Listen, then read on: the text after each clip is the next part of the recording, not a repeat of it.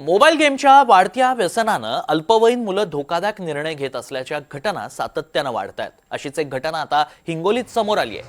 Online गेममधून झालेल्या ओळखीनं 16 वर्षाच्या अल्पवयीन तरुणानं थेट हिंगोली सोडून हरियाणा गाठल्याची घटना उघडकीस आली आहे। हिंगोली जिल्ह्यातील 16 वर्षीय तरुणाची मोबाईलवर गेम खेळत असताना एका अनोळखी व्यक्तीशी मैत्री झाली। काही दिवसापासून दोघांमध्ये ऑनलाईन संवाद सुरू होता। या मित्रानं संबंधित तरुणाला हरियाणात येण्यासाठी प्रवृत्त केलं।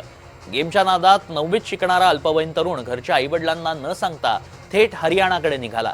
आईवडिलांनी आपला मुलगा बेपत्ता झाल्याची तक्रार हिंगोली शहर पोलिसात दिली। हिंगोली पोलिसांनी तपासाची सूत्र फिरवताच मुलाचं लोकेशन दिल्ली आल्यानं पोलिसांचा संशय अधिकच बळावला।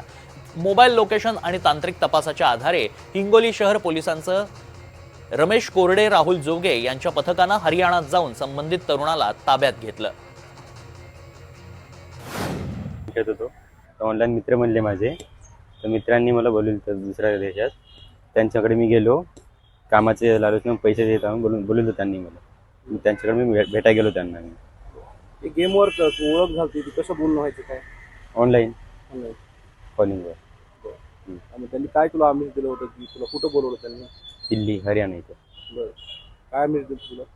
गेमवर आपण पैसे कमवू शकतो, आपण ऑनलाईन पैसे कमवू शकतो आपण, म्हणजे काम करून। तक्रार त्यांचे आई वडिलांकडून तक्रार मिळताच इमिडिएटली गुन्हा दाखल करून एक टीम पाठवली होती हरियाणा फरीदाबादला। तिथून 24 तासाच्या आत आपली टीम जी होती त्यांनी त्याला मुलगाला घेऊन परत आणून त्याचे आई वडिलांच्या सुपूर्द केलेले आहे।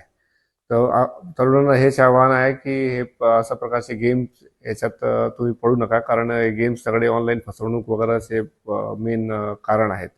आणि अशा प्रकारचे गेम्स मध्ये पडून आणि ते तिकडे तिकडे गेले की तुम्हाला प्रत्येक सोसायटीमध्ये तुमच्या आई वडिलांना, तुमचे नातेवाईकांना त्रास होतो आणि मग नंतर तुम्हाला शोधावं लागतं। तर ह्याच्या कुठल्याही प्रकारचे अशा प्रकारचे गेम्समध्ये पडू नका, कारण हे सगळे